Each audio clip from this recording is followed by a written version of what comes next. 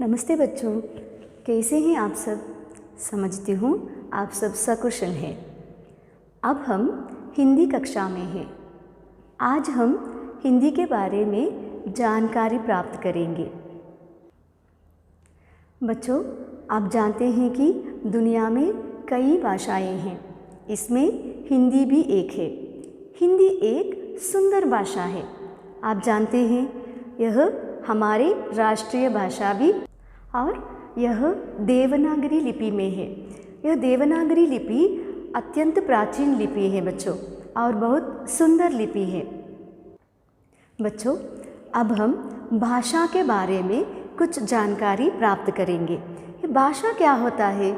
देखिए, मैंने यहाँ लिखा है, भाषा विचार विनिमय का सांकेतिक साधन है। भाषा विचार विनिमय का सांकेतिक साधन है, अथवा विचारों की अभिव्यक्ति ही भाषा है। विचारों की अभिव्यक्ति ही भाषा है। देखो बच्चों, हम समाज में रहते हैं, हम मानव समाज में रहते हैं, तो यहाँ कई लोगों से हमें व्यवहार करना पड़ता है। व्यवहार करते समय हमारे विचारों को अथवा भावनाओं को विनिमय करना पड़ता है ना। तब हमें कैसे करना है? कभी कभी इशारों के द्वारा, संकेतों के द्वारा भी कर सकते हैं। अर्थपूर्ण रूप से हमारे विचारों को या भावनाओं को विनिमय करने के लिए हमें भाषा की आवश्यकता होती है। बच्चों, इसलिए मैंने यहाँ लिखा है, विचार विनिमय का सांकेतिक साधन ही भाषा है। हमारे विचारों को हम भाषा के द्वारा विनिमय कर सकते हैं। विचारों की अभिव्यक्ति ही भाषा है। विचारों को हम अभिव्यक्त कर सकते हैं भाषा के द्वारा। बच्चों, किसी भी भाषा को सीखने के लिए उसकी वर्णमाला को सीखना बहुत आवश्यक है। सभी भाषाओं के अपनी वर्णमाला होती है। तो आज हम हिंदी के वर्णमाला के बारे में जानकारी प्राप्त करेंगे।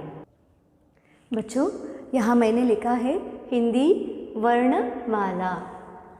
ये वर्णमाला क्या है और वर्णमाला में वर्ण का अर्थ क्या है, इसके बारे में अब हम जानकारी लेंगे। यहाँ देखिए, मैंने लिखा है वर्ण। आसान से हम कह सकते हैं वर्ण का अर्थ है अक्षर, है ना। तो ये क्या है? देखिए, लिखित भाषा के छोटे से छोटे खंड को वर्ण कहते हैं। देखिए बच्चों, लिखते समय हम वर्णों को जोड़कर शब्द बनाते हैं। शब्दों को जोड़कर वाक्य की रचना करते हैं। तो यहाँ वर्ण का अर्थ है छोटा सा भाग। लिखित भाषा के छोटा सा भाग, उसे और विभाजित हम नहीं कर पाते हैं। उदाहरण के लिए यहाँ देखिए, अ, ई, उ। यहाँ मैंने इन 3 उदाहरणों को लिया है। कई उदाहरण हैं वर्णमाला में। तो यह आ, यह एक वर्ण है, ई भी, और उ भी एक वर्ण है। इसे और छोटा हम नहीं कर सकते। और वर्ण के कई अवयव भी होता है, जैसे रेखाएं, बिंदी। ये सब हम मिलाकर क्या करते हैं? वर्णों को लिखते हैं। इसलिए वर्णमाला का अर्थ है वर्णों के क्रमबद्ध संयोजन। देखो बच्चों, हिंदी वर्णमाला 2 विभागों में बांटा गया है। पहले स्वर और दूसरा व्यंजन। तो अब पहले स्वर के बारे में जानकारी प्राप्त करेंगे। यहाँ देखिए, स्वर मैंने लिखा है अ, आ, ई,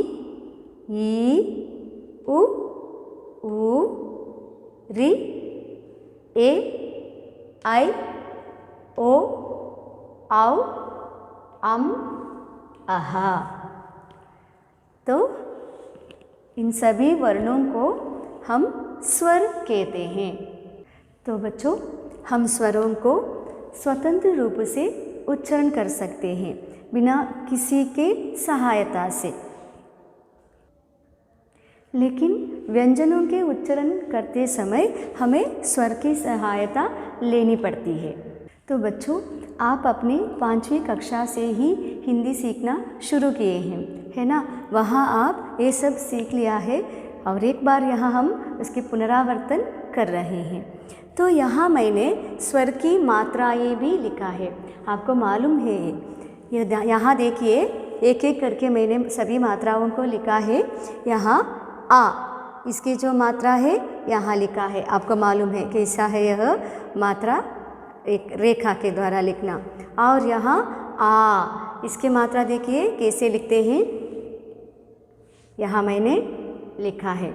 और अब ई की मात्रा देखिए इस तरह होता है, और ई की मात्रा इस तरह लिखते हैं। और ऊ के मात्रा ऐसे, और ऊ के मात्रा ऐसे लिखते हैं। और रे के मात्रा ऐसे होता है। यहाँ ए के मात्रा ऐसे। और आप जानते हैं हिंदी में ए नहीं होता है, इसे आई कहते हैं, आई। देखिए ये जो शिरोरेखा है 2 होना है। और यहाँ ओ, देखिए इसकी मात्रा। और औ के मात्राएं। और यहाँ 2 अक्षर है ना, यह अम, इसे हम अनुस्वार कहते हैं। आपको मालूम है, आपने सीखा है। तो अनुस्वार अम है, और आहा इसे विसर्ग कहते हैं। तो अम लिखते समय यहाँ देखिए एक बिंदी लगाना है, और यहाँ आ सामने 2 बिंदियाँ। एक बार लिखकर दिखाऊंगी। अम कैसे लिखना है, ऐसे लिखो, यहाँ बिंदी। और आहा ऐसे लिखना है। तो बच्चों, हमने क्या कहा, अम अनुस्वार है और आहा विसर्ग। इन अनुस्वार और विसर्ग दोनों को हम अयोगवाह भी कहते हैं। अयोगवाह को अयोगर्वा भी कहा जाता है। यहाँ हमने जो स्वर की मात्राएं देखा है, इसे 12 कड़ी लिखते समय हम क्या करते हैं, उपयोग करते हैं। बच्चों, मैंने कहा ये जो स्वर है ना, आ से आहा तक, उसके उच्चारण करते समय हमें दांत या जीभ की सहायता नहीं लेनी पड़ती है। स्वतंत्र रूप से हम उच्चारण कर सकते हैं।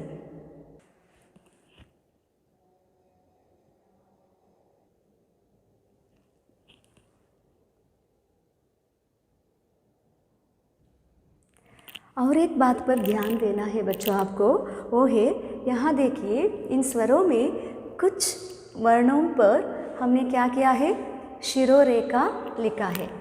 उसे लिखते समय पहले आपको वर्ण को लिखना है और उसके बाद आपको शिरोरेखा लिखना है। यहाँ देखिए ई के ऊपर शिरोरेखा है ना, और यहाँ आई, यहाँ देखिए शिरोरेखा। देखिए ओ लिखते समय आपको मालूम है ना, पहले ऐसे लिखना है, उसके बाद क्या करना है, आपको शिरोरेखा लिखना है। यह ठीक तरीका है। तो बच्चों, यहाँ देखिए स्वर में आ से लेकर आहा कुल 13 वर्ण हैं,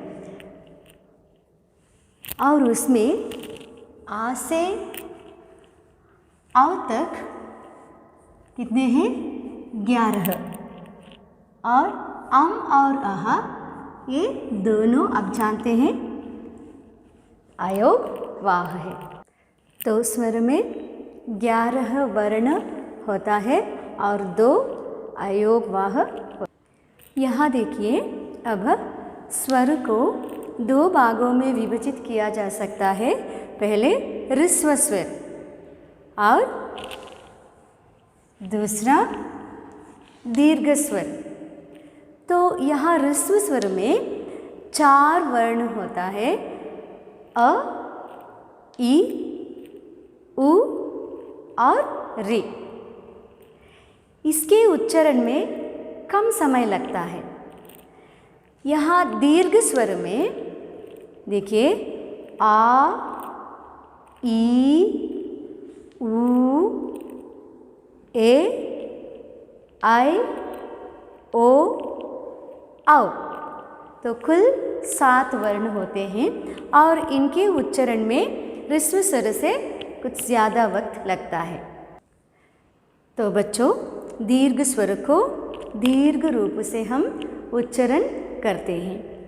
यहाँ देखिए, ये है ना, ये आ और ई की मिलावट से बनता है। आ और ई को मिलाकर ए बनता है। और यहाँ आई है ना, यह आ और ये को मिलाने से बनता है। आ और ए, इसको मिलाने से आई बनता है। और यहाँ ओ, आ और ऊ को मिलाने से बनता है। आ और ऊ, इसे मिलाने से ओ बनता है। तो बच्चों, औ लिखते समय कौन सा वर्ण मिलता है यहाँ? आ और ये जो है ना ओ। तो आ प्लस ओ, औ। तो कुल 7 वर्ण हैं।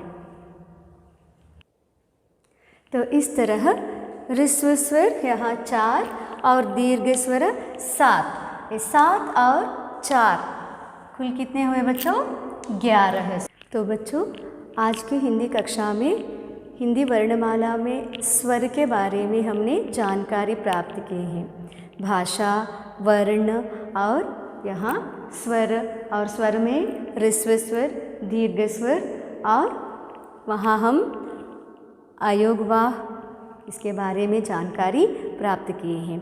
तो वर्णमाला में अब व्यंजन बाकी है सीखने को, उसे हमारे अगले कक्षा में सीखेंगे। आप घर में आपके कॉपी किताब में इसे लिखकर अभ्यास कर सकते हैं। फिर मिलेंगे, तब तक अपना ख्याल रखिए। धन्यवाद।